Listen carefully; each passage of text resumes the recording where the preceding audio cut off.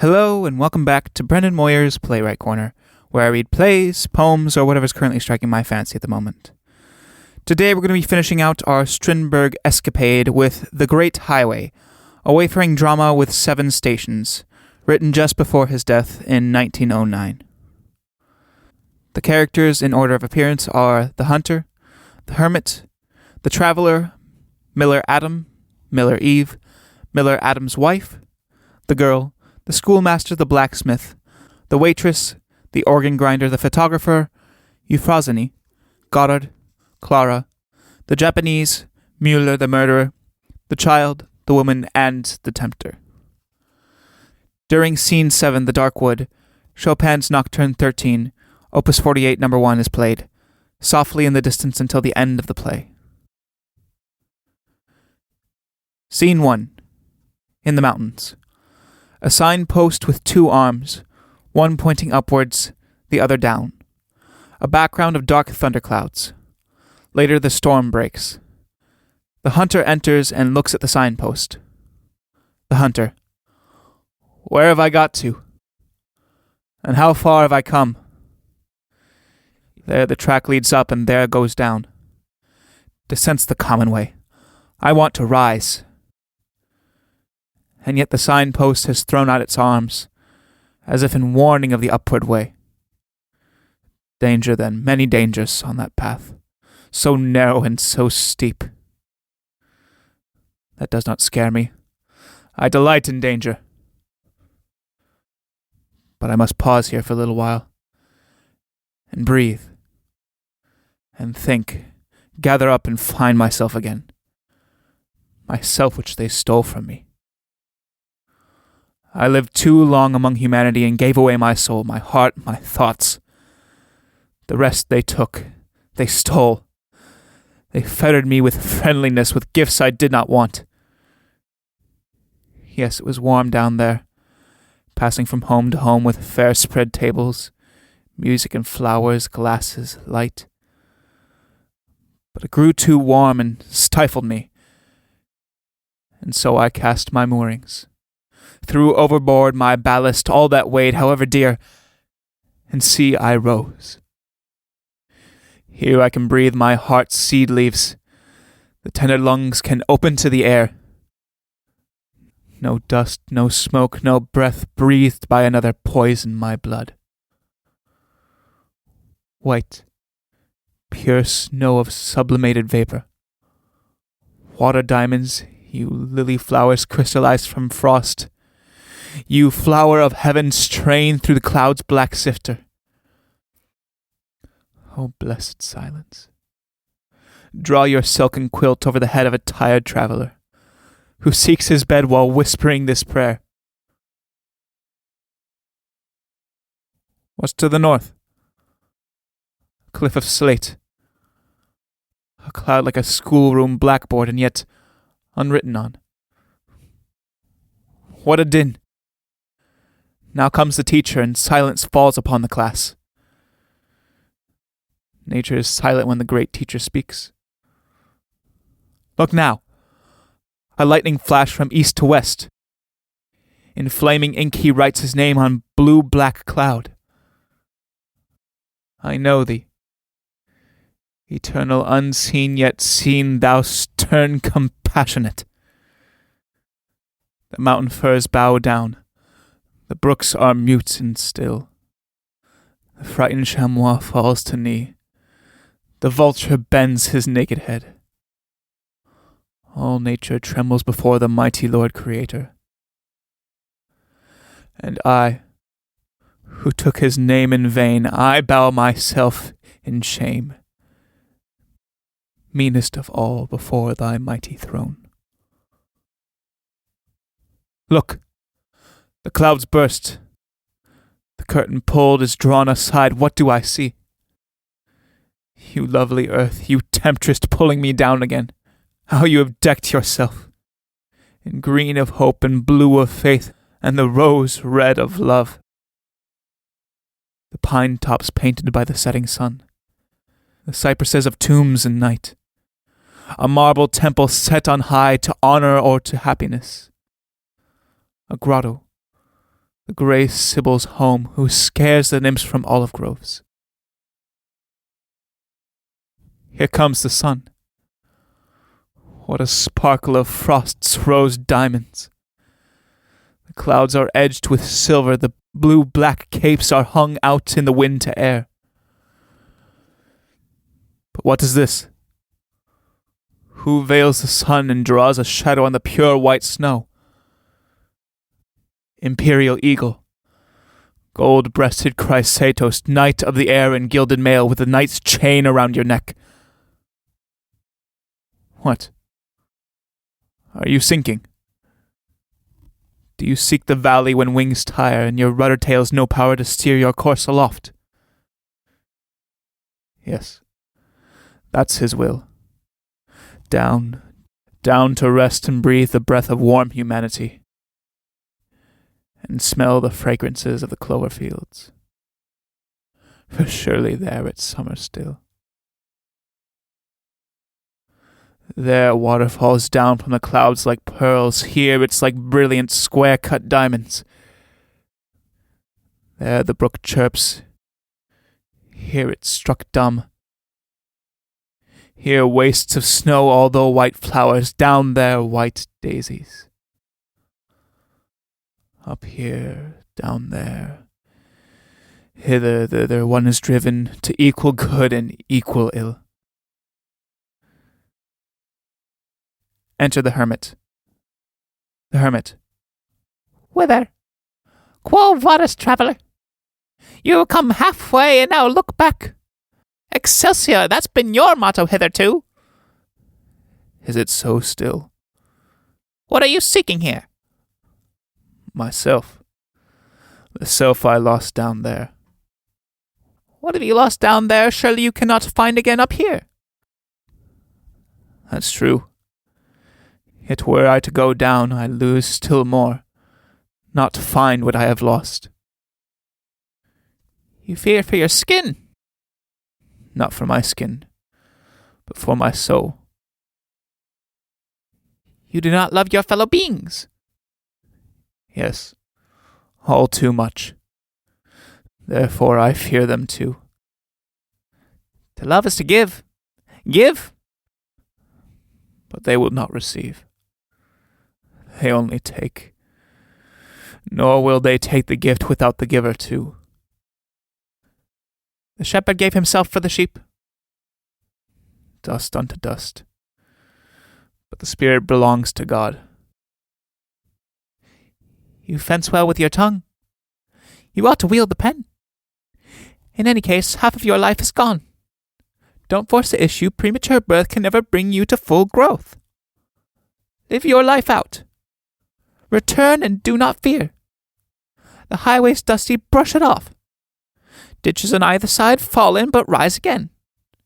Where you find gates, jump over, creep under, lift the latch.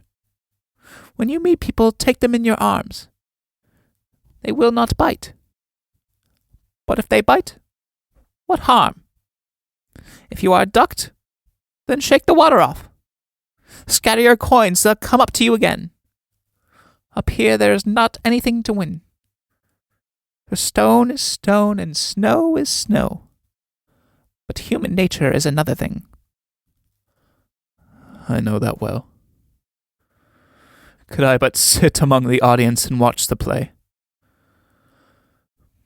But I must mount the stage, take part and act.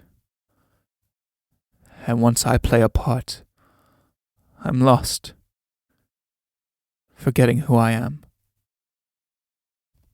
Who are you? Well said. Now let us stop. Truly it is too cold for me up here. Enter the traveller. The air is somewhat thin, and it is lonely. But look, here's company. Queer fellow. Coming from above. Looks a bit fagged. Halt, you traveller. The traveller. I come from the mountain tops. I bathed in air but could not stay in air, so clad myself again to journey further, with company or without, but rather with. What is that country in the distance, hermit? It is called the country of desires. Of pious desires? Pious or pagan, whichever they may be. Well, I'm to have company, I see. With whom have I the honor? I am a soldier. During the following speech, the hermit goes out. And I a traveller. One travels best incognito, and, mark my words, one should always make acquaintance but never get to know. In fact, one never can. One only thinks one knows. And so, in company, neither friend nor enemy. 2 steps behind us. Not too close. On. And down, the route is clear. A slope up, a slope down, and in a stop, a little glass, but keeping always to the southern course. With sun as beacon, we'll not lose our bearings. It will not fail, that watchman never sleeps. I think our hermit's left us. Well, let him go. He is no place down there where our way lies. He has made his choice and bade the world farewell. He may perhaps be right. Don't look up there. Humanity and vanity rhyme as hither thither. But we do not go thither. We go hither. Scene 2. At the windmills. Against a background of cloudy sky stand 2 windmills known as Adam and Eve. The traveller and the hunter are sitting at a table outside an inn drinking. The traveller. How still it is here in the valley. Too still to suit the miller. Sleeping no matter how much water runs. Waiting for wind and stormy weather. Which unrewarding business rouses in me a certain aversion for windmills. Just as it did in the noble knight Don Quixote de la Mancha, who did not, however, trim his sails to the wind, but quite the reverse, which is why he got into difficulties. What are we doing? Playing beggar, my neighbour? Sir Incognito, why do you drink so much? As I'm always lying on the operating table, I chloroform myself.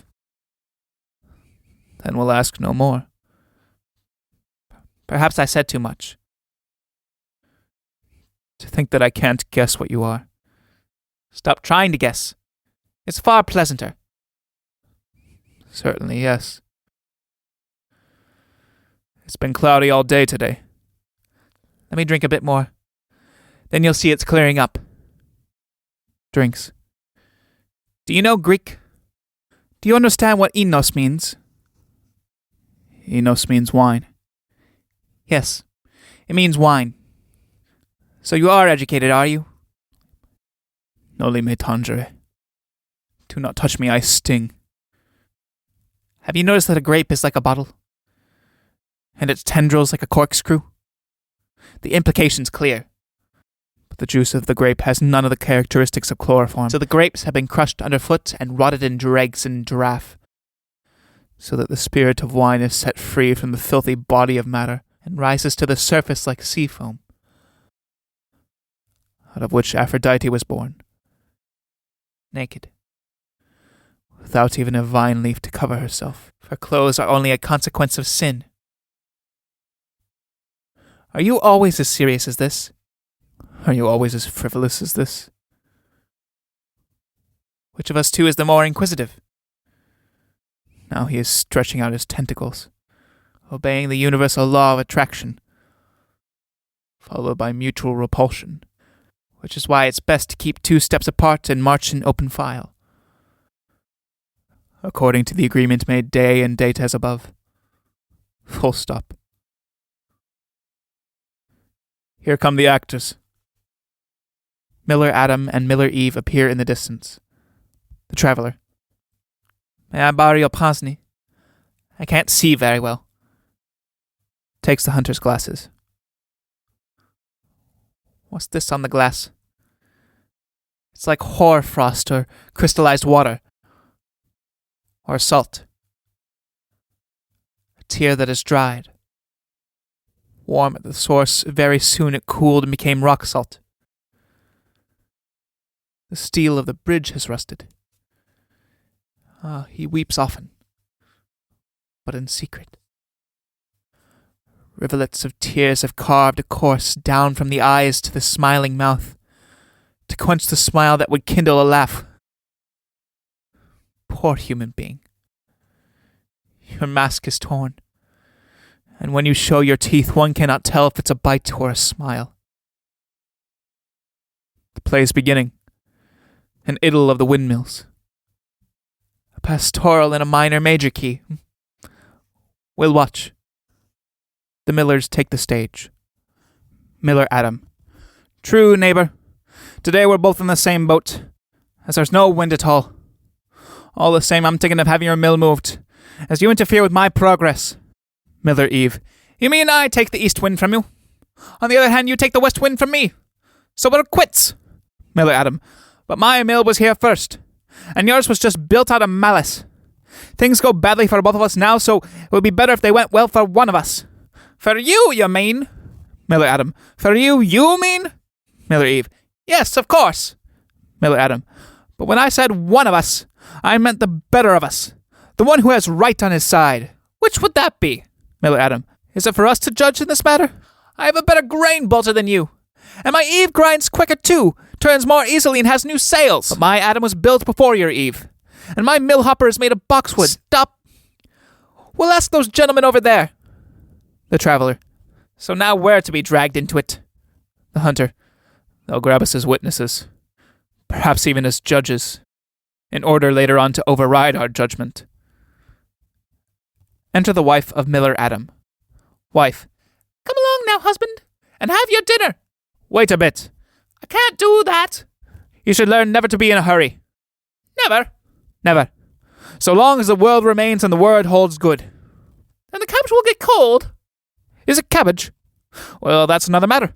I'll come at once. And the world will come to an end. And the word hold good no more. Did I say that? Then I take it back. They go out. The Traveller. He sold his birthright. The Hunter. For a mess of cabbage. And that's that. But now we're to be set on by the Eve Miller.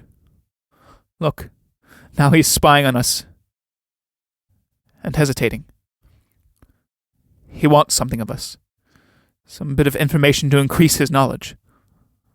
Look, how he's examining our clothes, shoes, hair, and beards. He's a thief. Miller Eve. Excuse me. The Traveller. He's trying to trick us into talking. Don't answer. Where have you gentlemen come from? It's none of your business. Strictly speaking, no. Well, we are speaking strictly. So be off with you. I wasn't going to pinch anything. That wouldn't be easy in any case. On the contrary, I was going to give you something. We don't need anything. Huh. Well, there it is. I was going to give you gentlemen something, and ask nothing for it, a bit of information, a useful bit of information. They're at work blasting rock just behind there, and 1, 2, 3 will get a shower of stones on our heads. The Traveller and the Hunter spring up. The Traveller. Why on earth didn't you say so at once? You wouldn't listen. But sit down again, there's no rush. The blasters will give the alarm first. The Traveller. Look here, is this the way to the Promised Land? This is the straight way. The Traveller. Will the weather hold till the afternoon? We can expect more thunder. It's very unsettled in this district. All year round? Always unsettled. The whole year round, year out, year in. The Traveller. What is the next village called? That's none of your business. Certainly it's pleasanter to give than to take, but to be robbed isn't pleasant at all. Thief! Have you a pass? The Traveller. What for? There are robbers in the woods, and everyone who won't say where he comes from must be examined. The Hunter. Now we are in it up to our necks. The Traveller. And it's not exactly an idyll of the windmills we are in. I'll go and fetch my neighbour and his men. Then we can establish alibis. The Traveller. That's a queer idea. Miller Eve. Well, you see, I'm the parish constable, and my neighbour's the parish clerk. Exit. The Traveller. So now Herod and Pilate have become friends. The Hunter. I really started out to gain my own soul. but he who seeks to gain shall lose. Let's cast ourselves into the throng again, at the risk of sinking, without reaching the bottom, thanks to a certain life belt which intelligent people wear. The girl enters. Here comes a woman, as one might expect in the vicinity of Adam and Eve, without, however, expecting any paradise. Full stop. Now the scene begins. I think it's advisable to take the offensive. What is your name, my pretty child? The girl. Guess. The traveler. Let me see. Fair. Miller's daughter, not very tall, round face. Your name's Amelia. How did you know? By your appearance. If I'd been dark and tall, with an oval face, what would I have been called then? As a blacksmith's daughter. Jenny, of course. That's right. Now you've had all this from me. What do I get in return? You get... Tell me, where did you learn this gift of reading people? From life, experience, certain books, an innate superior intelligence, and a good portion of acquired acuteness. Now, my dear, why won't you have the son of your neighbor Miller? So you know that too. But you ought to take him. Then the mill problem will be settled out of court. You will sell one of the mills and have it moved into the next parish, where it is so badly needed. How wise. How very wise you are. But I see you don't want the miller's boy. You'd rather have one of the robbers from the forest, eh? The one with the black eyes and big mustaches. I'm beginning to be frightened. Are you a fortune teller? As you see. But I can only tell the fortunes of young people. Why is that? Because old people are so cunning. The girl, to the hunter. Is that true? Don't talk to him. He doesn't want to be involved. Talk to me. Give me something in exchange for all you have learnt in this one short moment. Otherwise you'll be in my debt, and you wouldn't like that. Very well. You shall have something, so you will go away from here rewarded, richer than you came, loaded with knowledge for which I ask nothing. That's a likely story. To begin with, I'm not called Amelia. But Jenny, wait, what did I say? No, not that either. Secondly, there is no miller's son. Thirdly, the next parish already has 4 windmills, so the mill problem would still be unsolved. And now for 1 or 2 bits of advice into the bargain. Don't be so familiar with a strange girl. You never know to whom you are talking, however observant you think you are.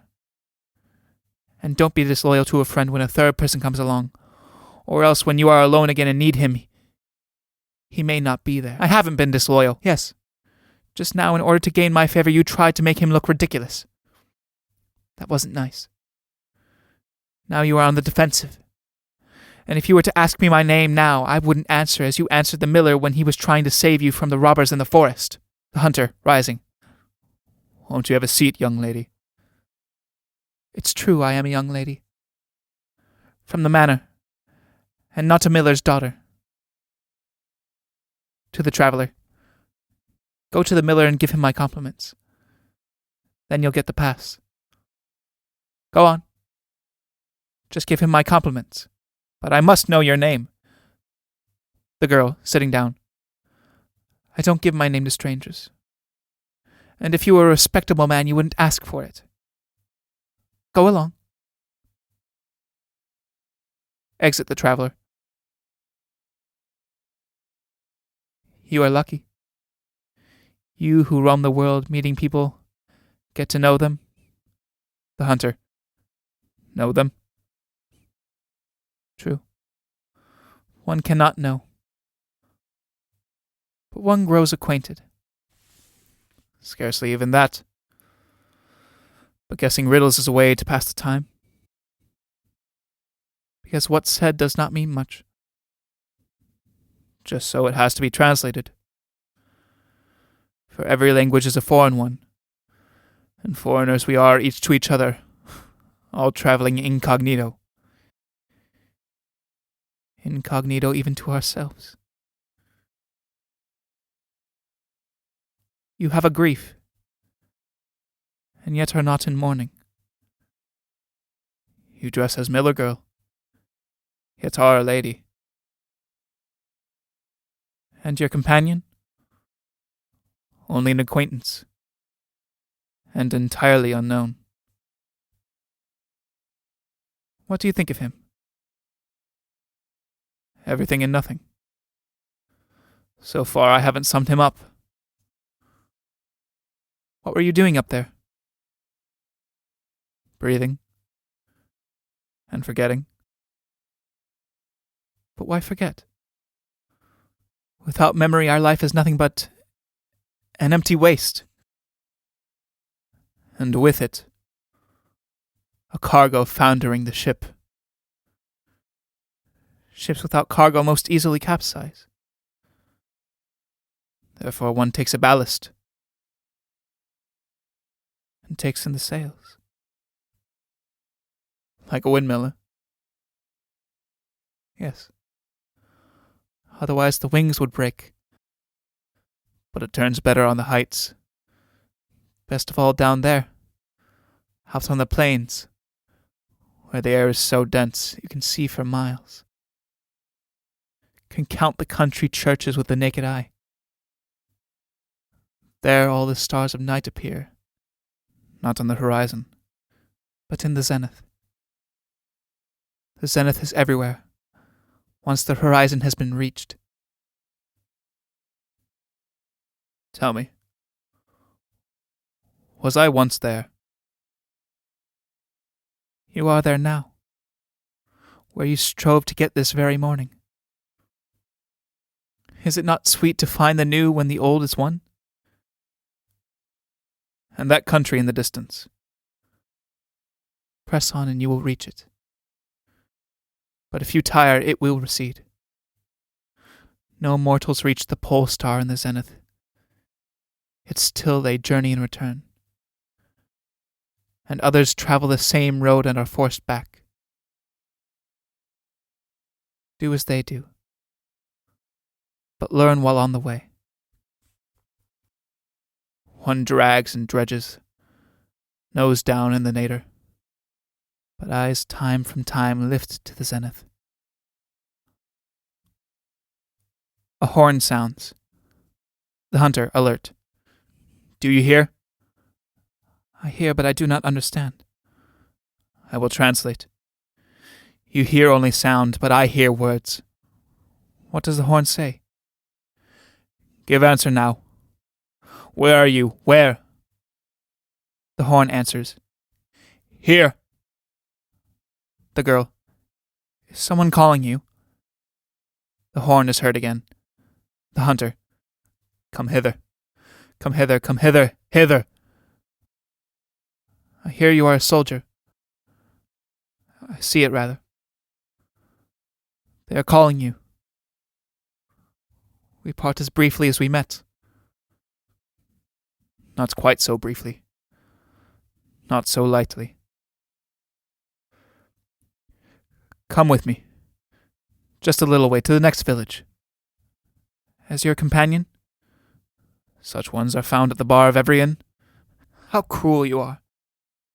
I have been to war. There are the words onward. Never stop. So I must go or else I'll stop. If you go, you will take something with you. If I stop, you will have taken something from me. The hunter, looking off. Look. They are quarreling. In a moment they'll fight. They're fighting. And I shall be called as witness. But you must go. You must not be involved. Are you really thinking of me? Of you. For you, with you, and through you. And now, farewell. A flower seen through the garden fence for a moment delighting the traveller's eye. fairest unpicked, its fragrance lingering a while on the wind, and then it is gone. And so, onward. Goodbye. And so, onward. The girl exits. The hunter. Now I am sunk. Bound, trapped, dragged between grindstones of the law. Wings caught in a web of emotion. Allied with a stranger and involved in a matter which does not concern me. Enter the traveler. The traveler.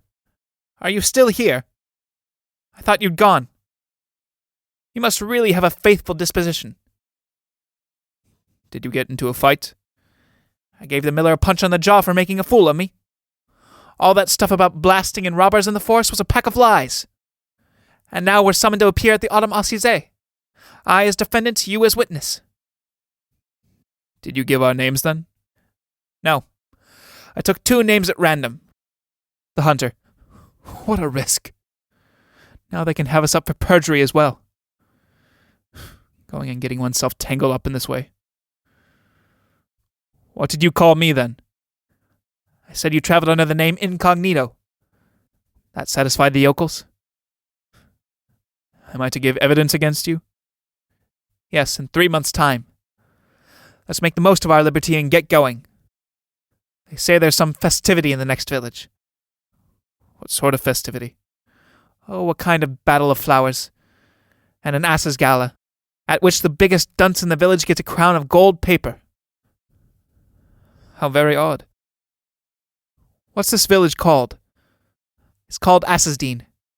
And this one's called Liarsbourne because only liars live here.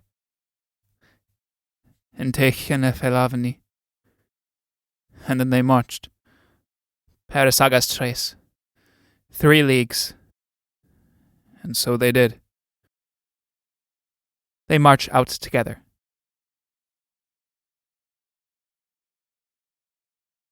Scene 3. In Assesdean. Left, a smithy. Right, in a corner, a bench on which the hunter and the traveller are sitting. The hunter. Now we have travelled quite a way together, and not come any closer to each other. Not even so that I have a clue as to who you are. As I told you, I'm a soldier, fighting to keep my personal independence. But not always winning. One cannot ask for that. Especially as lost battles are the most instructive. For the victor. But the worst of it is one never knows who's won. In the last war, it was the victor who lost most. Which war? The one at the windmills. May I borrow your penknife? I lost mine in the mountains. One shouldn't be inquisitive. If you just observe this knife, it will tell you a lot. The big blade's scarcely used, so the owner's no craftsman.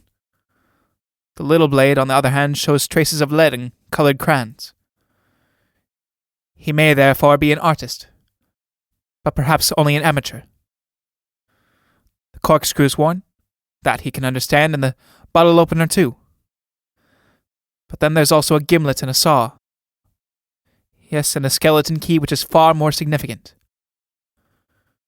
But as it's only thrown in with the rest, taken by and large, we have no information. Well, so this is Assesdean. Enter the schoolmaster. Here comes the schoolmaster. This time we'll hold our tongue so as not to be involved. As if that will help. The schoolmaster. Abracadabra. Abracadabra. Abracadabra. Abracadabra. Abracadabra. Gazes at the strangers. No, they did not hear. Again. Abracadabra. Abracadabra. Abracadabra. No. They're superior beings. They have self-control. Gentlemen, he who is silent gives his consent.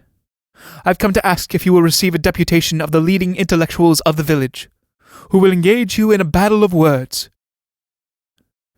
If I get no answer, I'll take it as affirmative. 1, 2, the hunter and the traveller. No. The schoolmaster. Fine. The traveller. You're not such a fool, considering you come from Assesdean. The schoolmaster.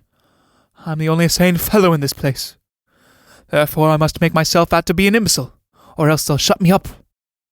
I had an academic education, and I've written a verse tragedy in 5 acts called Patermagatan, which is so damned silly that I should have won the prize. But the village blacksmith got the better of me. He produced a memorial of the nation's destroyer, and so I was passed over. I am one who was always passed over. You gentlemen will think me egotistical, talking like this about myself, but there are 2 reasons for it. Firstly, I have to explain myself. And secondly, he wouldn't like it if I talked about you. The blacksmith's steps are heard. Oh, here comes the blacksmith. I must disguise myself, or he'll think me sane and have me shut up. The schoolmaster puts on ass's ears. Enter the blacksmith. The blacksmith. Abracadabra. Abracadabra. Abracadabra. The schoolmaster. Good day, axe handle. The blacksmith. Is that a hit at me? Life is a fight, and we're part of it. Are you referring to the emancipation question, or to free trade? Twice 2 is 4, and 6 more makes 8. Agreed? I reserve to myself all mathematics, as that is my principal subject, particularly quatuor species, which means the 4 simple rules of reckoning, fractions included excepting, of course, simple whole fractions and decimal fractions. Sometimes even great Homer falls asleep. But 6 and 4 make 11, and if one moves the decimal 2 points to the left, it'll be straight as a nail. Isn't that so, gentlemen? Am I not right? The traveller. Absolutely. 6 and 4 make 11, and not 8. Now we'll pass to lighter matters, or, if I may say so, subjects of conversation. Gentlemen, a subject of conversation is not blown from the nose, if I may so express myself, even if such a subject is light. A light object of conversation, closely observed, falls into 2 equal parts. First comes the subject, for everything must have a subject, and then the conversation flows of its own accord. Furthermore, the subject may be as numerous as days in a year, or more still, say, as drops in the ocean, or yet more so, let me see, as sands in the desert. True, I have never been in a desert, but I can quite clearly imagine how it looks. On the other hand, I did once do a journey by steamboat. It was expensive, gentlemen. I take it you've never made such a journey, but that wasn't what I meant to say. The Guano Islands lie 56 degrees to north, 13 degrees east by east to south. If this is a dig at me, I don't like digs. But that is nothing compared with Charles the Great. No, but it is harder to shoe a nag so it doesn't get lopsided. Hafiz also very rightly remarks in the 3rd Surah, page 79 and following, Each man, you never know when you'll have the chance again. I only want to explain that one says Pagina just as one says Carolina and China and so forth. Or does one say Pagna? Yes. Right's right. That's my principle. Now, schoolmaster, do you know when Julius Caesar was born? The year 99 before Christ. Before Christ? That's impossible. The calendar begins at year 1, and one can't count backwards, can one? Can't one count backwards? Take care, don't begin to argue. Take care. You've such a weak head, anything might happen. Can you tell me the difference between rye and wheat? The schoolmaster. Julius Caesar was born in 99 and died in 31. Look here, how can that be? Did he live backwards? The difference between rye and wheat is first of all the price of grain or the land tax. And secondly, free trade. For rye is protected and wheat is free. Isn't that right? Yes. But currency, that's another matter. I deal in silver, I won't deny that. The exchange is another matter too. So are the quotation rates, and argue again is something different. What is it then? What is it? Do I have to stand here and tell you what it is? Haven't I anything else to do? Haven't I paid my taxes? Am I not married? I'm only asking. Only asking. If anyone has any objection to make, I'd like to talk to him in private. In private. Do you know what that means? Behind the stable. Don't speak. I can't stand being answered back. No one must ever answer me back. Now, do you consider all these questions settled in my favor? Or shall we go behind the stable? I'm a very serious man. I'm not to be trifled with. Now, gentlemen, you see what an ass you have before you? I don't mean me, but the schoolmaster, who believes a man can be born before the calendar begins. You ought to know exactly what kind of fellow he is. Well, he's the most miserable ignoramus that ever walked in shoes. He's so ignorant he believes in the Guano Islands, and there's no such place. He picks up a bottle and takes a gulp. He doesn't know the difference between rye and wheat, and he boozes into the bargain. Perhaps you think I booze too, but only a tipple. I can't be called boozing. That's something different. Knowledge, gentlemen, is a virtue, but the schoolmaster knows nothing, and it's his place to educate the children. He's a despot, a tyrant, a domineering wretch, and a bully into the bargain. Now you know what he is. The traveller, stop a minute. I certainly don't intend to answer you back, because then you'd fight, and I'm not going to cross-examine you, because if I did, your knowledge would show its absence. I'm not going to offer you a drink because it's unnecessary, nor am I going to argue with you because you wouldn't understand what I meant and you'd never admit my points. But I should like to ask you one thing. Ask, but ask nicely. The traveller, you consider yourself something of a character? Certainly I'm a character. A strong character at that. Moreover, you deal in silver? I'm proud to say I do. Don't you recognize gold as the standard in the world market? No, not gold. Not in private businesses either?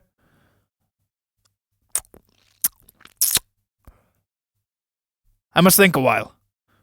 Aside, does he mean to cheat me on the exchange? I won't answer that. No one can force me to answer it. And although I'm full of sense, I can't make any sense of what you're saying. Really? Were you afraid your strong character wouldn't stand the test? Are you slandering me? Don't do that because I'm the boss here. I'm a despo. The traveller laughs. Don't look at me, for I'm a terrible despo. The traveller. I wasn't looking at you. I was only laughing. Don't laugh. I have a vote in the parish as a tax-paying citizen. It's no laughing matter. I have 5 children, all well-educated, very gifted, specially in regard to brains. 2 of them, it is true, are in America. But, well, such things do happen. And one made a false step, but he has paid for it, so there's nothing more to say about that. Nothing at all. The traveller, aside. He's superb. The hunter. But this must stop. I'm suffocating. The blacksmith. I'll just go and get my manuscript. Then the festivities can begin. But you gentlemen mustn't leave. I'm the mayor and have authority. The schoolmaster is about to read his tragedy Potamoketon. It's not so bad for an amateur, but many hounds cause the death of the hare. The schoolmaster. And the lions walk by themselves like great goslings. Is that a dig at me? It scarcely can be, since you are full grown. Full-fledged it's called when it's birds. Read nicely now for the gentleman, and I'll soon be back. But don't slander me in my absence. The traveller. But in your presence it's impossible. That's true. Of 2 evils, one must choose the least. So slander me in my absence and not my presence. Exit. The traveller. What is this village? A lunatic asylum? Yes, they are so ill-natured they've gone mad. And are you an inmate? I'm kept under observation, because I'm suspected of being sane. Come with us, and we'll give them the slip. Then all 3 of us will be caught. So it isn't all just folly? Evil is folly's mother, and its child at the same time. Who is that smith? He is a god of filth. such as Isaiah speaks of. He is composed of the hatred, jealousy, and lies of all the rest. The smith became mayor because the baker was the most deserving man. When I had served faithfully for 25 years, the day was made a celebration for the blacksmith. At the last ass's gala, the smith got the laurel wreath, because he had written the worst verses. The hunter. Better to run away than lose the battle. We can't win this. So we must run away. The traveller. We're in mortal danger here. But most dangerous of all is to run away. Can't we trick them, as they're such fools? But like all fools, they are cunning. We'll try it. Calls. Blacksmith! Enter the blacksmith. Abracadabra! Abracadabra! The blacksmith. What is it? Are you gentlemen thinking of leaving? Don't do that. On no account do that. We're only going to the next village to requisition properties for the show. To do what? Requisition properties. Requisition. Well, I suppose requisitions are always welcome. Are there any smithy properties at all? There are shoe nails, axle bottles, scythes, and spades. Splendid! But we must have the schoolmaster to help us carry them. He's so weak. And such a simpleton. But the properties are only paper, so he'll be able to manage them. Very true, very true. But axle boxes are heavy. That'll be too much for him. Property axle boxes are no heavier than property nails.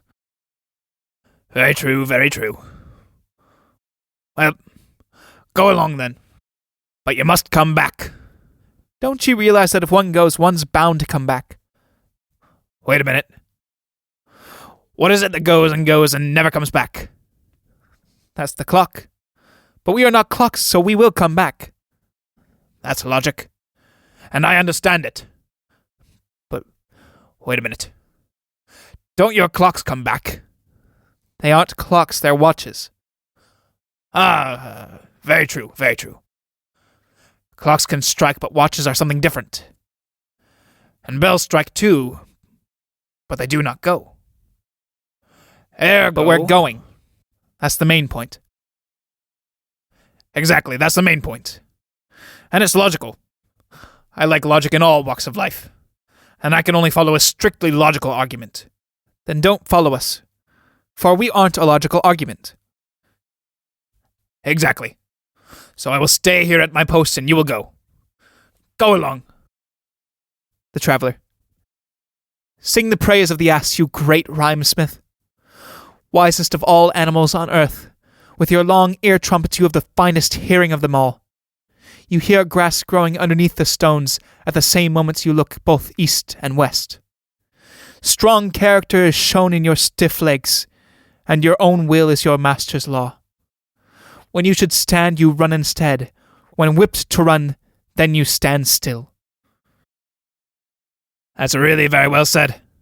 For the mammal in question has belonged to the world of the unappreciated, to the camp of the dumb, and deserves to be rehabilitated. But did you ever hear of a dumb ass? No. But I don't bother about that.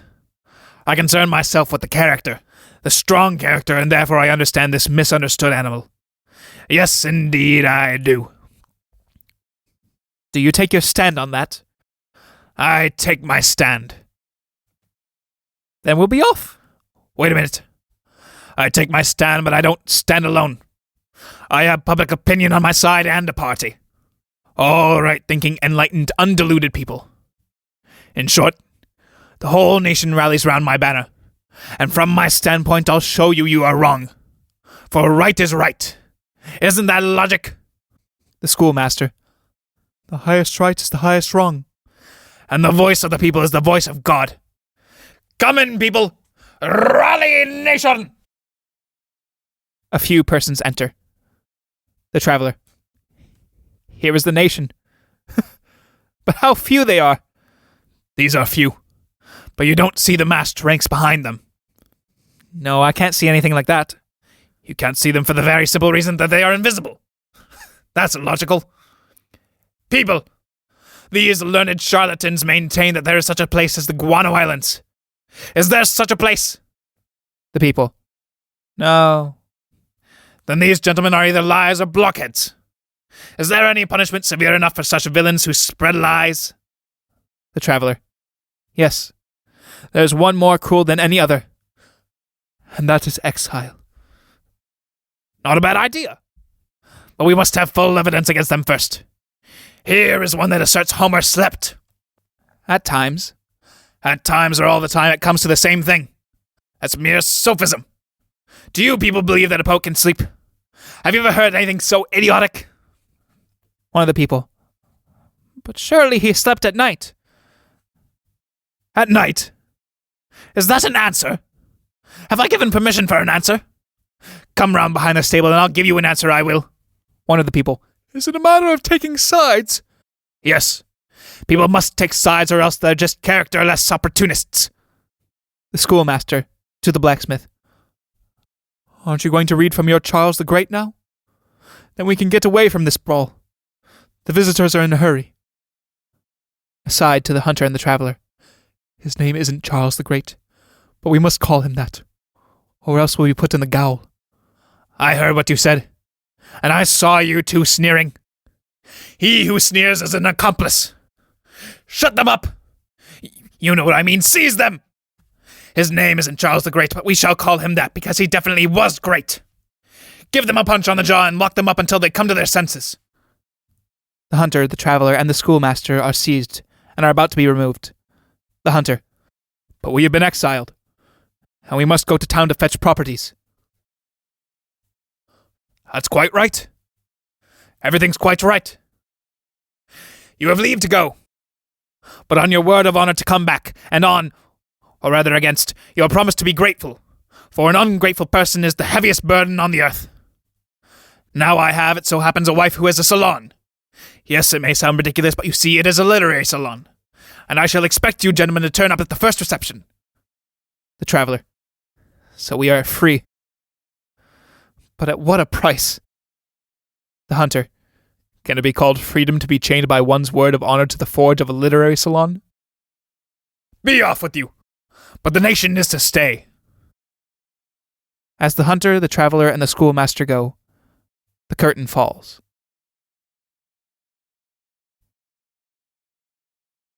Scene 4. The arcade in Tophet. In the arcade. Right, a cafe, then a photograph booth, then a shell shop. Left, a fruit and flower stall and a Japanese tea and perfume shop. The hunter and the traveler are sitting outside the flower stall. The traveler. You're very gloomy. The hunter. I've come down too far.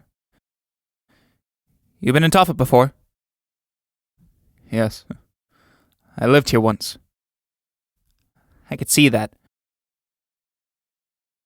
We must get some chloroform. My wounds are beginning to ache.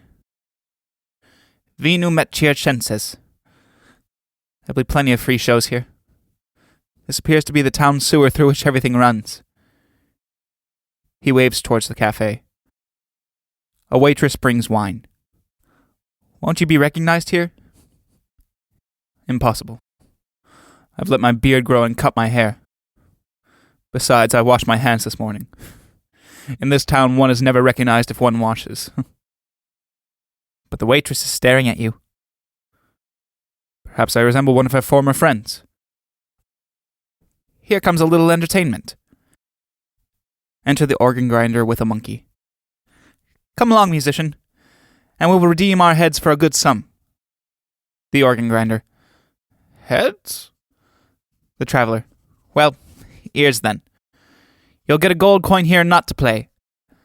The organ grinder. But the monkey is the chief attraction. Then we'll look at him, but without accompaniment. But there's the text too. Is it true that all of you in this town are descended from a monkey? What a thing to ask. When I look at you more closely, I believe it is true. I'm sure of it. I could swear to it. May I look at the text? But this head of Zeus looks more like a ram. Yes, it really does. Very well, then. So it is. Do you really believe that mammal in the red jacket with the gun is the father of the human race? If you're a free thinker, you'd better take care. We're orthodox in this town, defenders of the faith. Which faith? The only true one. The doctrine of evolution. Exit the organ grinder. The hunter. Now we'll probably be charged with blasphemy. Where's the schoolmaster got to? Having made use of us, he's disappeared, of course. Shall we go? What's the point? It makes no difference whether we fall into the hands of these people or others. For people look like robbers in the ditches ready to spring upon one another. Look at the cafe window. That girl's standing there, gazing at you with eyes of entreaty as if begging you out of kindness or pity to rescue her. She's pretty, and could arouse feelings other than pity. Well, suppose you were to decide to free her from her heavy and degrading job. Supposing you were to offer her a home and protection from life's worst hardships. What then? Before long she would have robbed you of your friends, separated you from your family, ruined you with your superior and patrons. In a word, she would have devoured you. And if I didn't permit that, she would sue me for cruelty, and for having destroyed her youth. But the worst thing of all is that you'd find yourself in a family that you don't know, but can imagine. Yes. She's standing there, drawing, sucking, creating a whirlpool. She's spinning a net that feels like warm air. Wait, I'll go and destroy it, or be caught in it. The traveler goes into the cafe. Man overboard. Enter the photographer with a camera. The photographer. May I take your portrait, sir? No. Please do me this favor. I'm so poor. Very well. But you mustn't put me in a showcase or a packet of cigarettes or a tablet of soap. And if I come out like an Australian Negro or the latest murderer, you must destroy the plate. How suspicious you are, sir. Not at all. Just a little prudent. The photographer beckons to his booth. Euphrosyne enters. Allow me to introduce my wife. She helps with the developing and printing. Come along, Euphrosyne. I have promised to take an outdoor picture of this gentleman, although I'm so busy. You talk to him while I do the job. Euphrosyne, sitting down. You must have been born lucky, sir, to meet such an artist as my husband. He's the cleverest one I've ever seen. And if this picture isn't good, then you can say I don't understand art. So you must appreciate his work and not behave as if you're doing us a favor. The hunter. Wait a minute, no. You mustn't look so haughty. When you beg a favor of someone, you must be grateful. Stop a moment, the photographer calling. Goddard, come here. You put the plate in back to front. Enter Goddard. I didn't put the plate in. Euphrosyne. Are you answering your father back? Your own father? I don't know anything about cameras. Shells are my job, The photographer. Your job, yes. But do you sell any? Ask this gentleman if he wants any shells. I think he said something just now about shells. The hunter. I never mentioned shells. I only mentioned cigarettes and soap. Euphrosyne. Goddard, bring some cigarettes. Didn't you hear the gentleman say he wanted some? I want you to avoid having my face on a cigarette pack or a soap wrapper. Goddard, sitting down. You're difficult to deal with, I see, sir. Well, let's reason a little. Then we'll get it straight. Euphrosyne. You're right, Goddard. When he gets to know our ways, he'll understand. Tell Clara to come out. Goddard, calling. Clara! Enter Clara, the flower seller. Euphrosyne. You try and sell a flower to this gentleman. He's so economical, or rather mean, that he won't buy a single shell, although Goddard has the most beautiful ones I've ever seen. Clara, sitting down. Perhaps he can be talked round, although he looks so haughty. Is he a hunter? Euphrosyne. You can see he is. He looks cruel. Like all drunkards. Yes, anyone who drinks in the morning is a drunkard. He kills animals. He shouldn't do that. It's a sin. The hunter, to Clara. What have you done with your husband? Clara is terrified. It's a sin to kill people. Don't you know that? Is that your opinion? Yes. That's my opinion. You hear, witnesses? That's his opinion. All. Yes, we heard. The hunter. May I say one word? Just one. No. Why should you? I'm not going to say what you think, but something quite different. Euphrosyne, curious. Say it then. Has Mueller been arrested yet? All rise in horror. The traveller, entering from the cafe. What's going on now? Has Mueller been arrested yet? All scatter, but look threatening. For the third time. Has Mueller been arrested yet? All disappear. The traveller. What was all that about? It's the town's secret. Everyone knows the last murder was committed by Mueller, but no one dares announce him as there isn't sufficient evidence. As a result of the bomb I've just dropped, we must take ourselves off at once. Come on, I can't. Caught. In a bar. Dregs and glasses, matches and cigars, ash pawned by young men soiled with smoke and nightlife. Yes, in spite of all that, in spite of everything. Caught. Break loose. I can't. Let's run for it. I can't. Then stay. I can't. I can't do anything. Then I must bid you farewell. We shall meet again. That's always so. When one's met once. Then, goodbye. Exit the traveller into the cafe. Left alone, the hunter walks a few steps in the arcade, and then stops aimlessly in front of the photographer's showcase. This place was once my own, but long ago. On rainy days I walked beneath this roof of glass. When murky days lay heavy on my heart, in here the lights were always lit. Flowers and fruits rejoiced my eyes, shells murmured fairy tales from the seas. In this case are portraits of acquaintances, and near acquaintances companions of my solitude.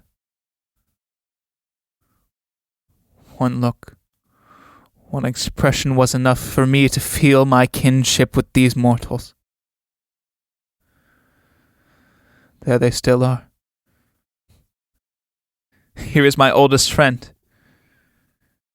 He must be growing grey, but his portrait, like leaves in autumn, has just grown yellow. Here I see relatives, previous relatives, a brother-in-law no more. And here, O Saviour of the world, preserve me, for I grow faint. My child who was but is no longer mine.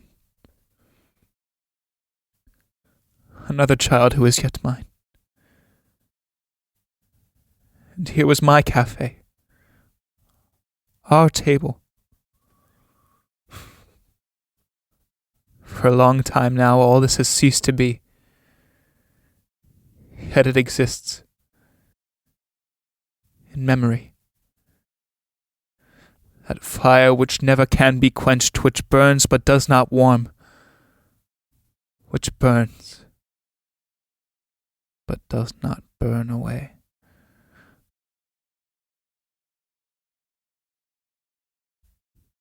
The old Japanese enters from the tea shop. He has the appearance of a dying man. The hunter goes up and supports him. The Japanese. A human being at last. Where from? Where going? The hunter. From the great highway. How can I be of service? Help me to die. One can always die. Do not say that. I can live no longer. But I have no one to turn to for the last services, for in this Tophet there are no human beings. What services do you mean? You must hold my sword, while that I cannot do. Why do you want to die? Because I can live no longer. Tell me the long tale, then, in a few short words. Yes. I left my country because I had committed an offense. I came here absolutely determined to become an honest man by strictly observing the laws of honor and conscience. I sold good wares at a reasonable price, but the inhabitants of this place only wanted bad wares at a low price. So I had but one choice, if I were not to perish. Instead of distilling the perfume of flowers, I gave them chemicals.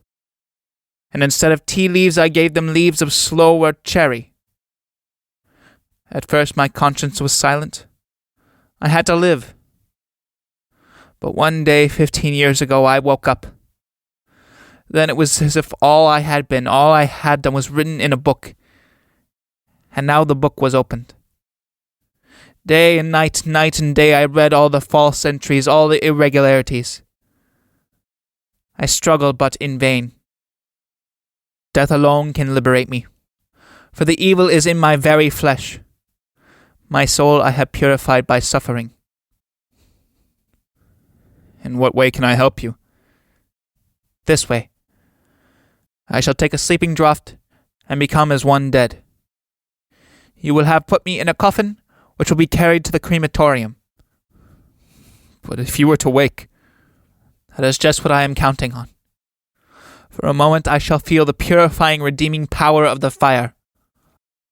For a short while I shall suffer, then feel the bliss of deliverance. And after that? After that you will gather the ashes in my most precious vase, and put your name upon it. What is your name? One moment. I have travelled, sinned and suffered by the name Hiroshima, after my native town. But in my country it is the custom, when a man dies, for him to give up his old cursed sully name, and to be given a new one, which is called his eternity name. This name alone is put on his tombstone with an epitaph, and then a bough of the sakaki tree is burned for him. Have you these things ready? I have. Look at this. The hunter, reading. What does this name mean? Hara hara to. It means rustling leaf, whispering silk. But it also means falling tears. And the epitaph? Chiru hana wo. Nani ka uramin. Yono naka ni. Wagami mo tomo ni. Haran mono kawa. And this interpreted? The blossoms are falling. Why should I feel aggrieved? The gods have willed it. And I too must, as the flowers, turn to dust some day. I will carry out your last wish. But have you no heirs? I had once.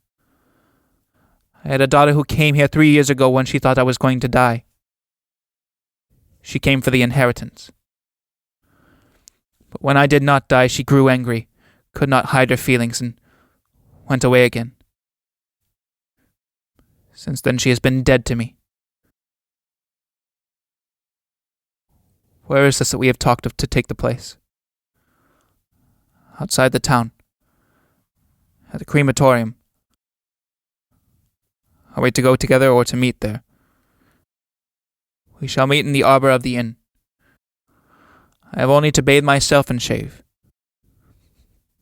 Very well. We will meet there. The Japanese going towards his shop. Here comes a murderer. Be on your guard. Is that he? Be on your guard. He's the most powerful man in town. Exit the Japanese. Enter Mueller the murderer. He is stiff and pompous. His arms dangle awkwardly. He stares at the hunter. The murderer. Is it? No. It's not. Oh, then it is. No. It was. The one you mean is no more. Then you are dead? Yes. 12 years ago I committed harakiri. I executed my old self. The one you see here now you do not know and can never know. Yes, I remember. You were fool enough to put yourself in the pillory. On that blood-red carpet you publicly confessed all your faults and failings. And the whole community reveled. Everyone felt themselves better people, as if they were vindicated by my social death. No one said a single word of compassion or of approval for my action. Why should they? However, when after 10 years of suffering I had atoned and put everything right again, it occurred to me that I ought to confess your sins as well. Then the tune was changed. Devil take you! You who have, for example, committed murder. You can't say anything like that when you have no evidence. I know you are the most powerful man in the community. That you bully the Grand Duke himself through the agency of the Freemason gang, which... What's that? You know very well. A league which is not the Holy One. And what about you? I've never belonged to the league, but I recognize it by certain signs. Look in the window of that paper shop and you'll see who you are. You mean that character? That's not me, that's you. That's how you look inside. That's your creation. You're welcome to it. You have a great talent for shaking off your vermin. Do the same yourself in the same way, but not on to me. Execute yourself, as I did, as I had to, when you made me into a scapegoat, onto whom you loaded all your guilt. What are you talking about? Take an example. Once a certain heretic wrote this piece of idiocy, that if he was standing alone on Gowrie Sinkar, and the flood came and drowned the whole human race, no harm would have been done at all, so long as he remained alive. At the next carnival, Gowrie Sinkar was carried in the procession, but on its summit stood not the heretic, but I. What have you to say about that? And on my birthday, he had the celebrations. When I invented the new insulators, you received the prize. But when you committed murder, I was accused. Moreover, when sugar shares went up, people blamed my insulators, although you had received the prize for the invention. To think of anything as perverse, you would have to first stand on your head and then turn yourself back to front. Have you any evidence that you dare call me a murderer? Yes, I have. The murderer appears amazed. But I dare not use it before a jury of your friends. They would deny the facts and have me arrested. Now tell me something. Who is that girl in there who caught my companion? She is your daughter. The hunter clutches his heart, and his face grows white. He presses a handkerchief to his mouth. It becomes red with blood. That child, who has been brought up by you.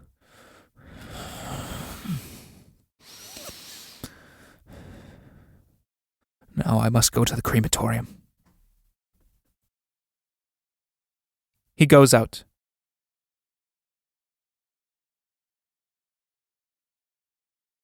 Scene 5. In the arbor outside the crematorium. Outside the columarium. Back, an avenue of cypresses. A bench, a chair, a table. Enter the hunter. The hunter. What's this I see? Row upon row of urns, but all alike. A chemist's? A museum? No. A columbarium, a house for doves. But with no doves, no olive branch. Only chaff. The corn must grow elsewhere. In the urns, ashes.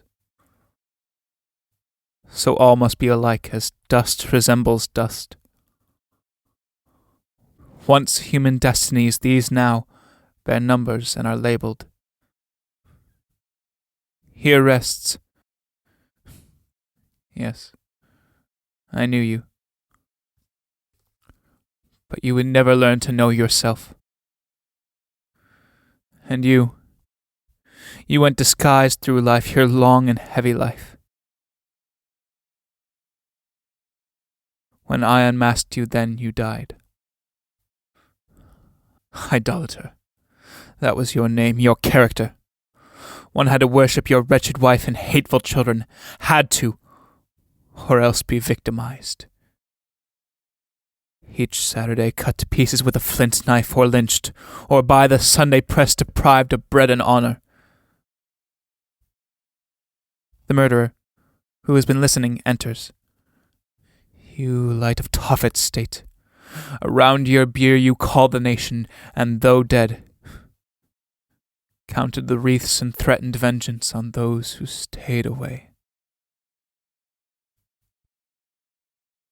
The murderer. Nice things to say at grave. This is no grave. It's a jar with a bit of dirt in it. No. A stone. He has become slowly petrified. You mean he died of calcification? Yes. He turned into limestone. Tell me a little about yourself. I did that 13 years ago. So you're tired of the subject. But here are the ashes of one whom I could speak well, although, or rather, because he was murdered by you. This victim of yours never did evil for evil's sake, only in self-defense.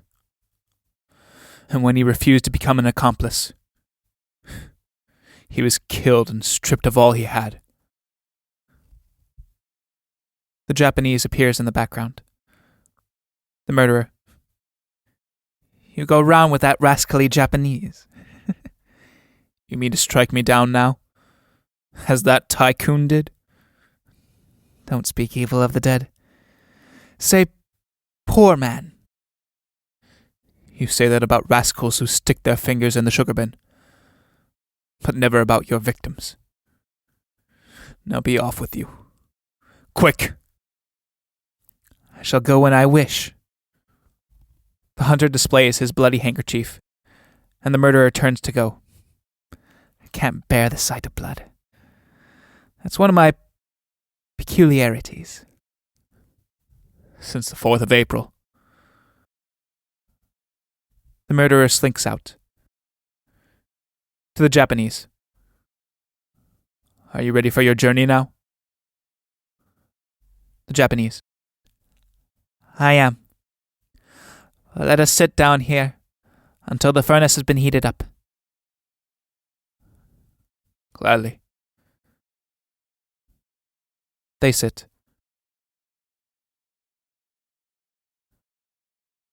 Tell me. Now life lies at your feet like hunted game pursued and won. How does the journey look?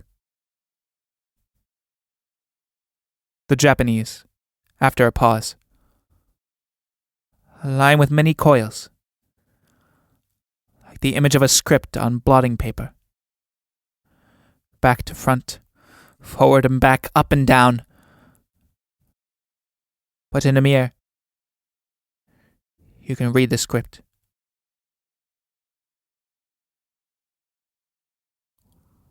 What has been hardest to bear? Of all the stones your feet have knocked against. Once I spared an enemy, and afterwards he stabbed me. To have to wish a good deed never done can be the hardest. Another time I gave good counsel to one oppressed. He turned my enemy, took from me all I had, and I was helpless in the hopeless fight. For he had written it by himself that he was the better of us two. And yet all that is nothing. Nothing compared with life's own facts. The humiliation of living. A mere skeleton in a dress of flesh, set going with tendon strings by a small motor in the chest's engine room, run by the heat the belly's furnace can get up.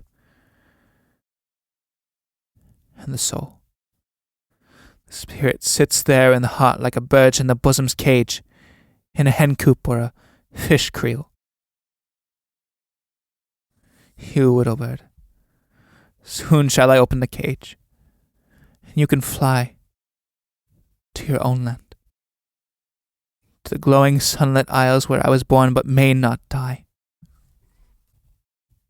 Look, here's my best vase, a family heritage which will now house the mortal dust of dust, but once held flowers, and decked a table for a feast. Young eyes and rosy cheeks were mirrored in the gold-rimmed glass, and a small hand served the children with the treasures of the house. Then you became a flask of tears, dear vase. For all the good life gave us came later to be mourned. I remember at the turning of the year, the children held their festival of dolls. With us all dolls are passed on from kin to kin. A child. What is so perfect in its kind as this small being?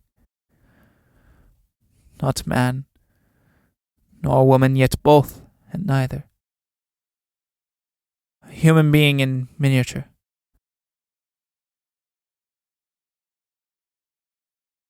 Say, traveler, I had forgotten you in my own sorrows. Say a word about yourself, about your fate. How do you look on life? How did you look? What did you find most hard, most bitter? What I found bitterer than death was having to take the great joke seriously and treat as wholly what was coarse. When I smiled at the joke, I soon must weep. When coarseness made me coarse, humiliation was my lot. Then this. I was a preacher. In the beginning I spoke well of human nature, brought forward all the goodness that I knew, and set high standards up for life.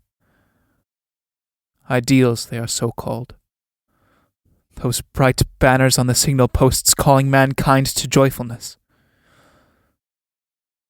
But now, how bitter. The beauty of my thoughts and words I must take back. Beauty does not exist in life, cannot materialize down here. The ideal is never found in practice. I know. But it's a memory, a hope, a beacon for one's course. And so, send up the signals. Let the banners blow. They're high, but so seen all the better. They point the way upward, towards the sun. The furnace now begins to glow, and on the cypress tops it throws a rosy light like the flush of dawn. Welcome day. Farewell, you night of heavy dreams. For the last time I strip and go to rest, to sleep. and when I wake, my mother will be there. My wife, my children, and my friends. Good night, poor human being. The stage lights up, and the same image as in the first scene, the country of desires, appears in the clouds.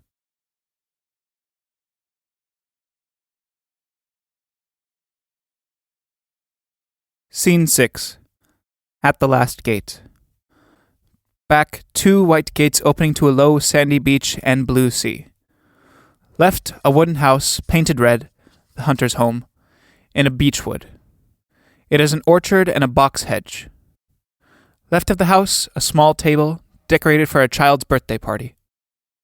A shuttlecock is seen being thrown up and down beyond the hedge.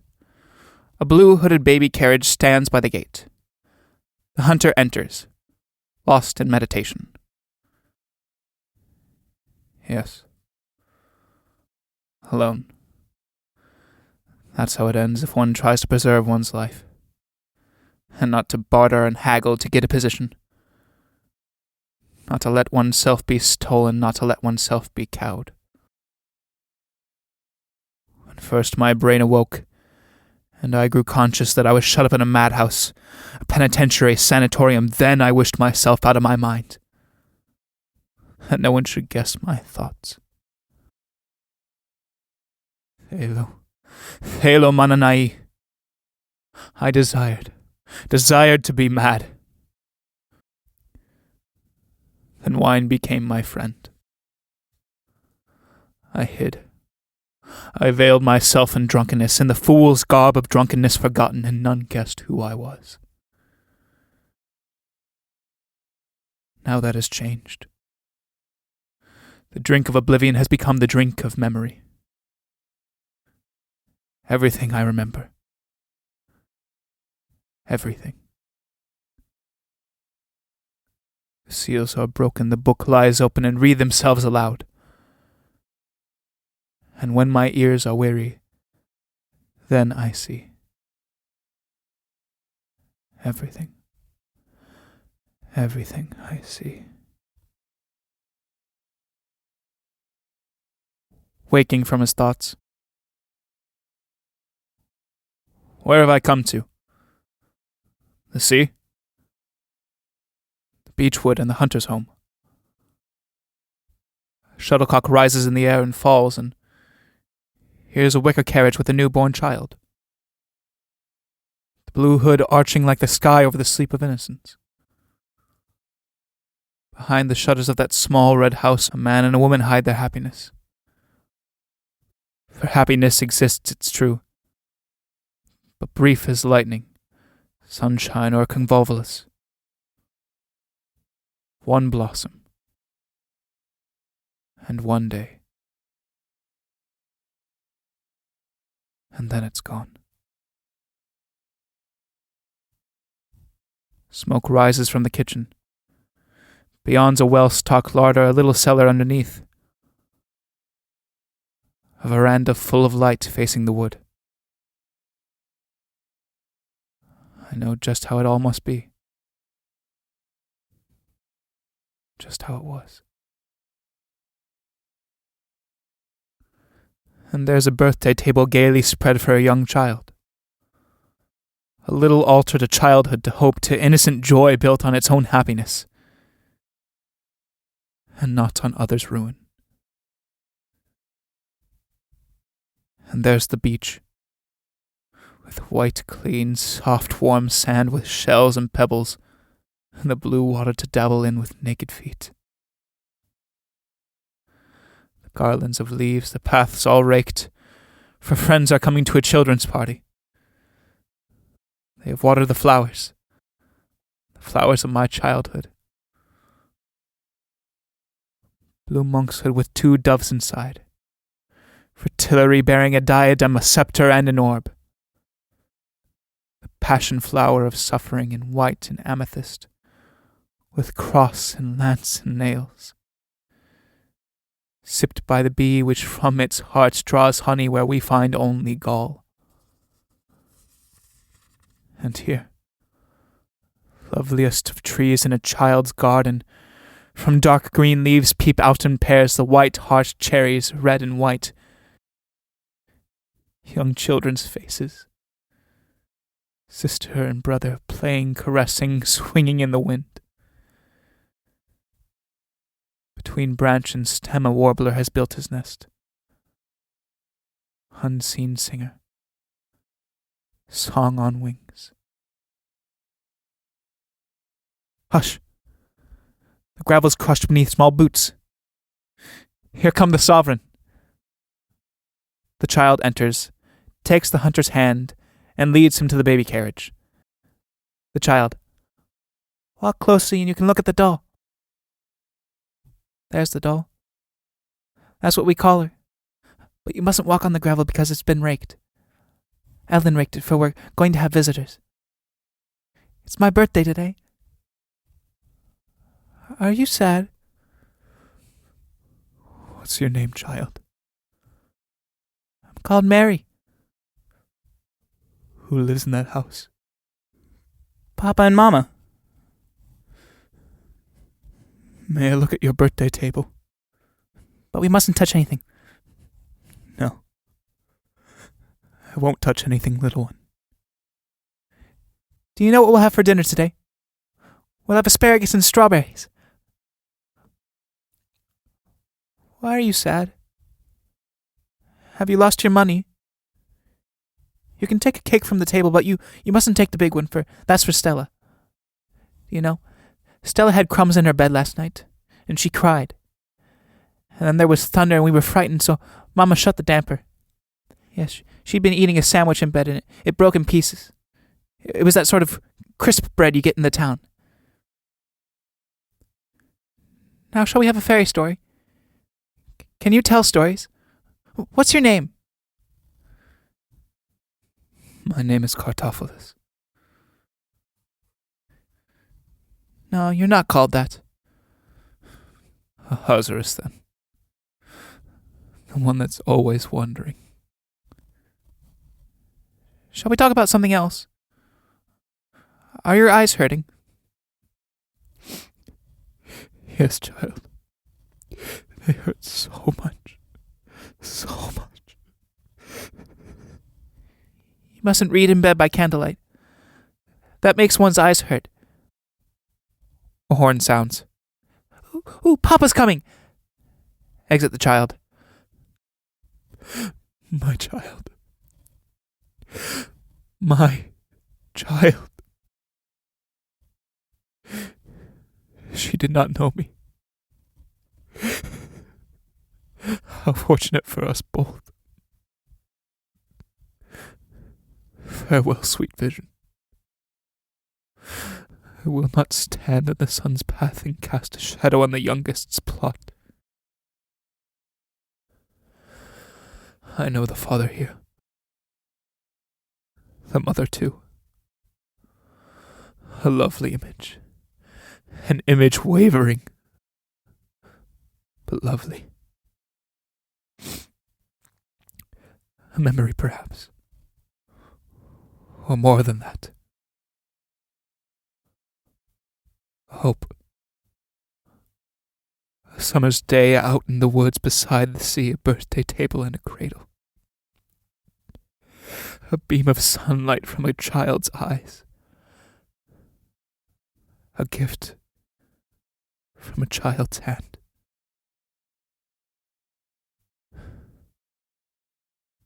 And so on again. And out. Into the darkness.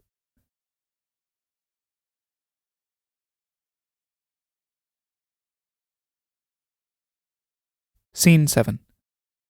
The dark wood. The hunter. Alone.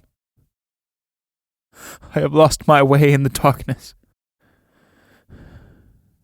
And Elijah sat down under the juniper tree. And he wished himself dead and said, It is enough. Take my life, O Lord. The voice of the woman in the darkness. He who seeks to lose his life shall find it. Who are you that speaks out of the darkness? The voice of the woman. Is it dark? The woman enters. I ask, because I cannot see. I am blind. Have you always been blind? No. When the tears ceased to flow, my eyes could no longer see. It is good to be able to weep. But I hear instead, and I know your voice. I know who you are, and I believe in you. You must not believe in me, nor in any human being. You must believe in God. I do that too, but in God alone. The children of man are not to be believed in. Weren't you once a lawyer? For the defense? I was the defender of the only true one against the idolaters. You always wanted to worship yourselves, your relatives, your friends, but you never respected simple justice. Sometimes you abandoned the case you were fighting. When they tricked me into pity for an unrighteous man on the pretext that he was poor, I abandoned the case of the unrighteous. You were an evangelist once too, but you tired of that. I did not tire. But when I found I could not live what I was taught, I stopped preaching in order to not be called a hypocrite.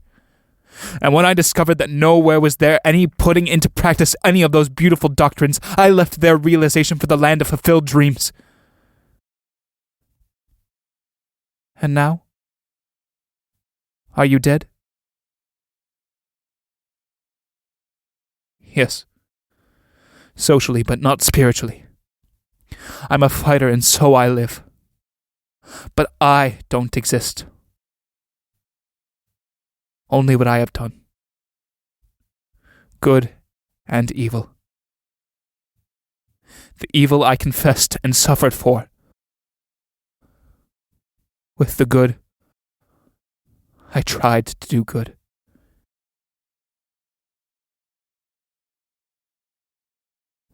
Would you still plead the human case?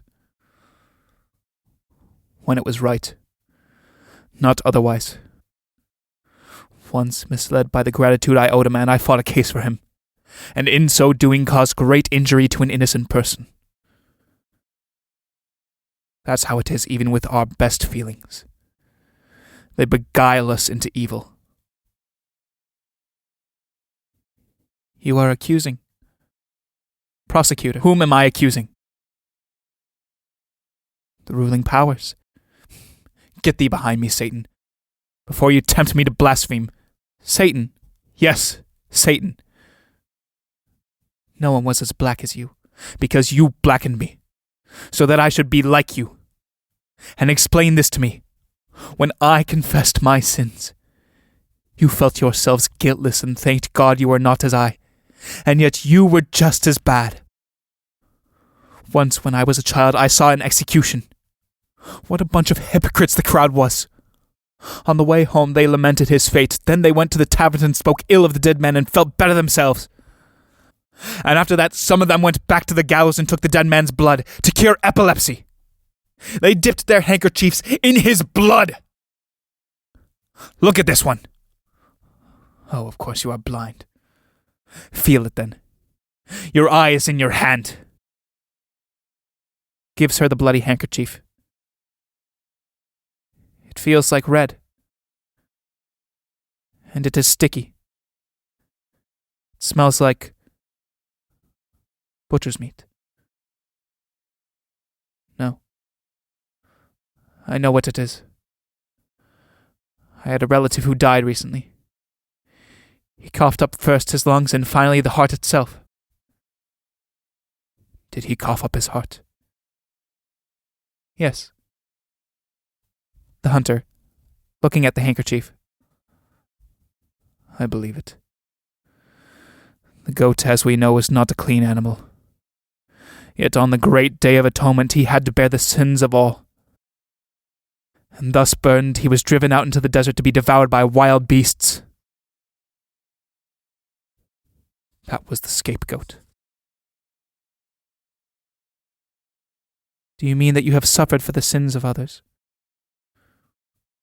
For my own and others. And so for others.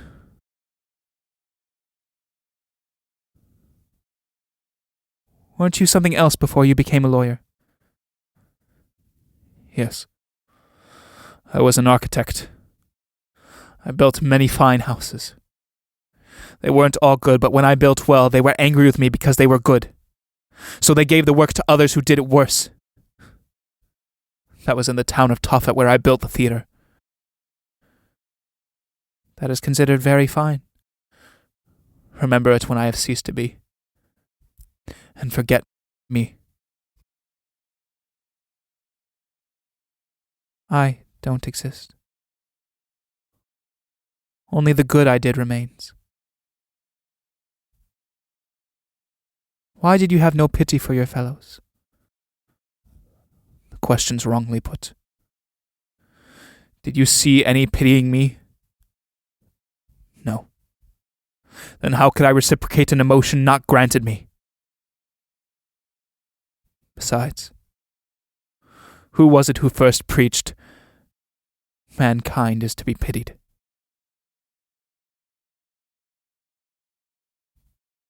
The woman disappears. She's gone. They always go when one seeks to defend oneself. The tempter enters. The tempter. So now I have met you. Well, we will have a little talk. But as it's growing rather dark here, we'll make a nice light. It grows lighter, so that we can see one another. It's essential to see one another if we are to talk sense. This from the Grand Duke. He admires your talents and offers you the appointment of court architect, with a salary of so-and-so, living quarters with fuel, etc., all found. You understand? I don't want an appointment. Wait a minute. There are certain conditions. Well, yes, in a word, you must conduct yourself like a human being. An ordinary human being. I would like to hear more. It would interest me to know how an ordinary human being conducts himself. Don't you know that?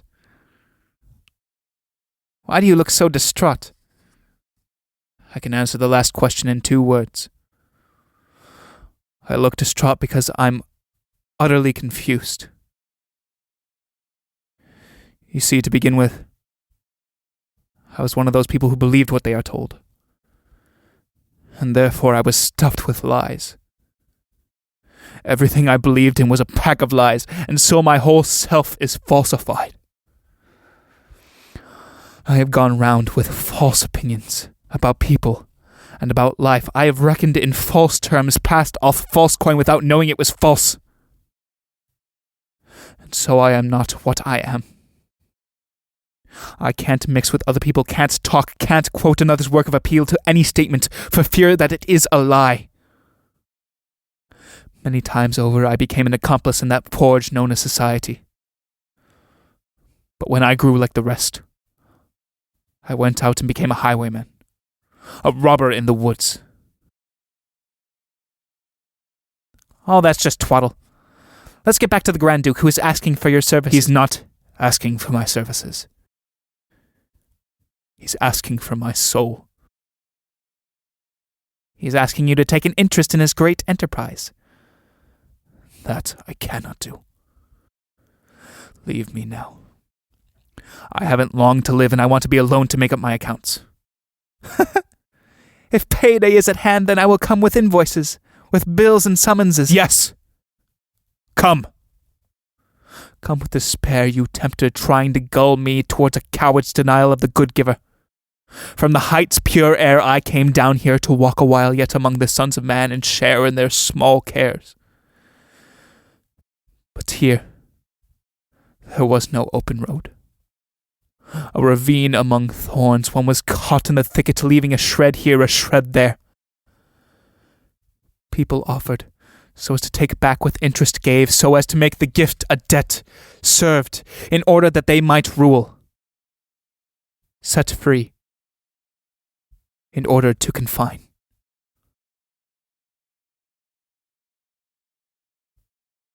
I lost my companion on the way. One snare was followed by another. I was drawn between grindstones and came out on the other side. A beam of light from a child's eyes led me here, into this darkness. The tempter disappears. Now you are bringing out the bills. What? Even he has disappeared. So I am alone. In night and darkness.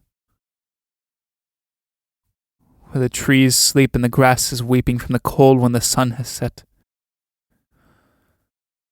But some beasts wake. Although not all. The bat is weaving his cabals. The snake coils under poison plant. The light-shy badger makes a move after a day of sleep. Alone. And why? A traveler in another's land is always stranger and alone. He goes through towns and villages, stays, pays, and passes on, until the journey's end. Then he's at home. But this is not the end. I still can hear a withered branch cracks. An iron heel rings on a rock. It is an awful blacksmith, the idolater with his flint knife looking at me, and the miller with his grindstones into which I was drawn and nearly crushed. The people in the arcade, that arcade, a lobster pot, easy to enter but hard to get out of. And the murderer Mueller, with bills and summonses and alibis and libels. Infamous man! What do I hear now? Music? I know your tunes, and your dear hand. I do not want to meet you. A little way off the fire warms, but not too near, for then it burns. And now, a child's voice in the darkness. You little child, last memory of light, to follow me into the dark night wood. On the last stage of that distant land, the land of fulfilled desires. A vision seen from the mountain tops, but in the valley veiled by dust from roads and chimney smoke. Where did you go, fair vision? Land of longing and of dreams. If but a vision, let me see you again. In the crystal air on the snow-white height. There with the hermit I will stay and wait for the release. Surely he will grant me a grave beneath the cold white blanket and will write in the snow a fleeting epitaph. Here Ishmael rests, the son of Hagar, whose name was once called Israel, because he fought a fight with God, and did not cease to fight until laid low, defeated by his almighty goodness. O Eternal One, I'll not let go thy hand, thy hard hand, till thou blessed me. Bless me, your creature, who suffers from your gift of life. Bless me, whose deepest suffering, deepest of human suffering was this. I could not be the one I longed to be.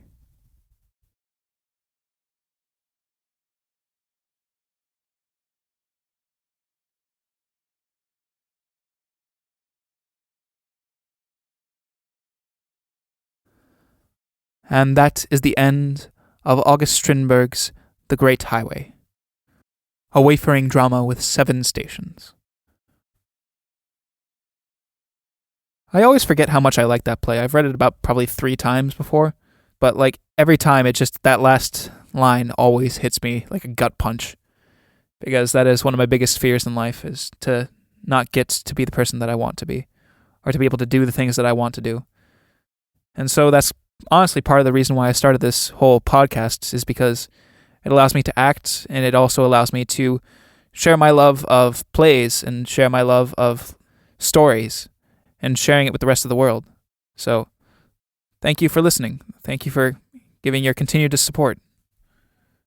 Before anything else, I just wish to say that if there were any parts in this play that were slightly offensive, I apologize for that. In the description for all the plays that I have read, I have put a disclaimer that says that I do not believe in altering source material when it is intrinsic to the story being told, and I do not believe in censorship when we have the knowledge and wherewithal and the maturity to realize that these plays take place in a historical context, and therefore would ask that you also have the same maturity when listening to these plays, and knowing that I am not trying to read these plays out of hateful intent, but historical preservation. Anyways, I'm going to say that I really enjoyed this play, and that I think that this season ended on a high note, even if slightly existential, but that's just kind of my jam. So I'm going to say, follow me as usual, share this with your friends, send it out into the world so I'm not screaming into the Nietzschean void that is the internet, just as this poor hunter had to do for that pretty much the entirety of the play. And please consider following me on Patreon and Spotify, everywhere else. Anyways, I hope you have a lovely rest of your day, and I hope to have you back in Brendan Moyer's Playwright Corner. Thank you.